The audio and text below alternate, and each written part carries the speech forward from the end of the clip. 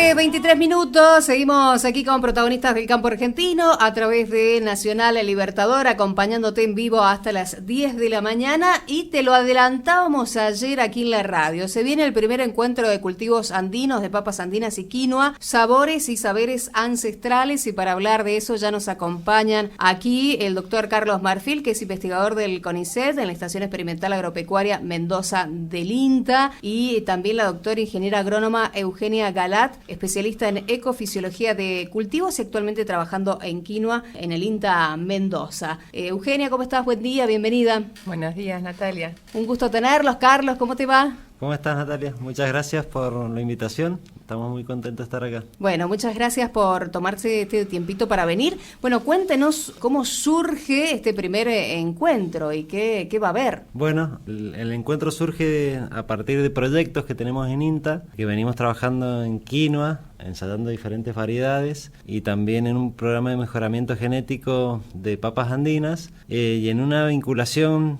que establecimos con Casa Vigil de poder organizar jornadas técnicas y encuentros gastronómicos para dar a conocer tanto los proyectos como los alimentos, ¿no? Porque las papas andinas y la quinoa son alimentos que aún son desconocidos por gran parte de las familias mendocinas. Entonces la idea es llegar a las familias, llegar al consumidor, porque es la manera que recomiendan todos los especialistas de poder traccionar o impulsar estos cultivos. Entonces, en la medida que tengamos consumidores, va a haber productores interesados en ensayar a esto, porque hay que animarse, ¿no?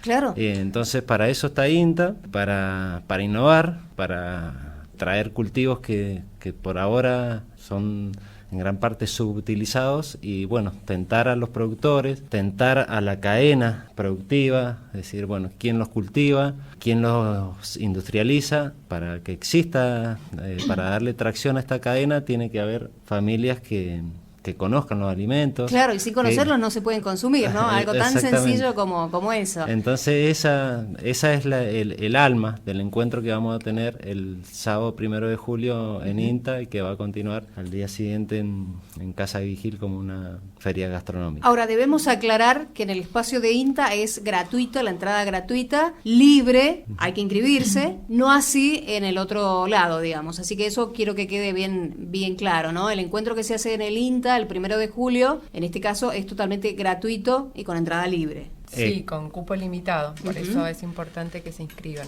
Exactamente. Bueno, y en las redes sociales ¿dónde se tienen que inscribir, digamos? La gente que nos está escuchando, por ejemplo. Sí, está en las redes sociales del INTA, y bueno, además del flyer de la difusión, está el enlace al formulario de inscripción. Perfecto. Carlos, hablaste recién del mejoramiento genético. Bueno, ¿qué se busca? ¿Qué se hace? Esta es una tarea tuya, tengo entendido, ¿no? Exactamente. Bueno, es un proyecto en el que venimos trabajando. El mejoramiento genético es ir combinando genes para llegar a una variedad.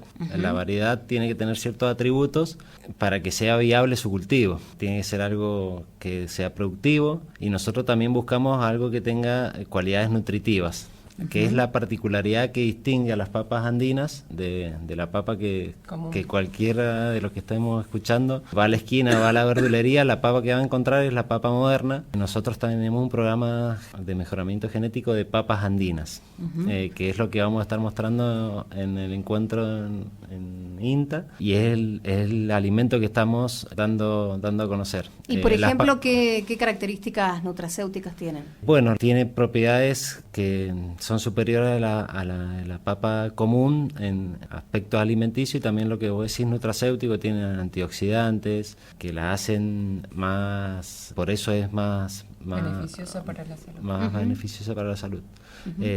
Hay variedades que estamos desarrollando que tienen carne de color, que esa carne de color está dada por antocianinas, por ejemplo, que por ahí es más frecuente escuchar las antocianinas en el mundo del vino. Bueno, todos esos compuestos son antioxidantes y traen beneficios si uno los empieza a alimentar a partir de estos alimentos, ¿no? Y además es interesante también que vienen de color las papas andinas, que te llama la atención. Claro. Exactamente, bueno, eso ha ido traccionando en las últimas décadas su consumo, porque son vistosas, pero bueno, lo lindo es esto.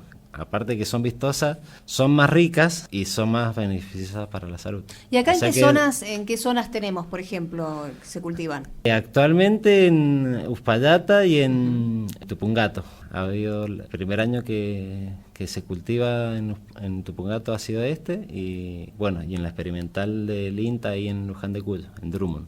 ¿Y cómo va eso? Bueno, muy contentos, porque siempre es bueno llegar a la cosecha y era una de las grandes incógnitas que teníamos nosotros cuando comenzamos en el 2017 este proyecto, es decir, si las papas andinas pueden o funcionan en Mendoza, porque el que forme tubérculo una planta, que es un órgano subterráneo, que uno no ve, que tiene que ir viendo la planta cómo crece el follaje, y después levantar la planta y ver qué hay abajo. Bueno, era una incógnita. ¿Qué pasa si uno siembra una papa andina en Mendoza? Más allá de que seamos un pueblo andino, los mendocinos. Claro, sí, estamos recuperando esa cultura, ¿no? De alguna manera. Claro, lo que ocurre es que son variedades que se domesticaron. Cuando hablamos de domesticación es donde se Titicaca, que es una zona subtropical que tiene días cortos, no tenemos las diferencias estacionales que nos son propias de nuestra latitud de Mendoza. Cuando uno se va hacia los trópicos, los días duran lo mismo que las las noches. Exactamente. Entonces son días de 12 horas, son días cortos, y ahí se adaptaron a crecer estas plantas, a formar tubérculos.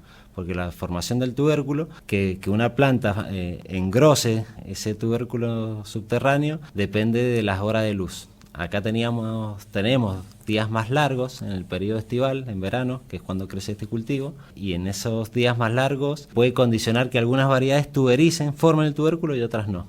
Aquellas que nosotros vamos seleccionando aquellas que forman tubérculos, hay muchas que no lo hacen, y esto es parte del programa de mejoramiento genético. Entonces seleccionamos aquellas variedades que tienen mayor aptitud para cultivarse en Mendoza, y tomamos como criterio de selección también aquellas, lo que hablábamos recién, que sean superiores nutritivamente y nutracéuticamente. Entonces, Carlos, ¿en qué periodo se siembra? ¿En qué mes? En noviembre. Noviembre, más o menos. menos. Tenemos toda esa ventana de noviembre, dependiendo de si uno le van faltando algunas cosas, lo puedes tirar hasta las primeras semanas de diciembre. ¿Y la cosecha? Y la cosecha, dependiendo de la zona, en Uspallata o en Tupungato, la cosecha tiene que ser en abril, normalmente en abril, porque ya empiezan las heladas, que es lo que corta el ciclo de estas plantas, son plantas anuales. Ahí muere la planta y hay que cosecharla. Y en Drummond, que por ahí no tenemos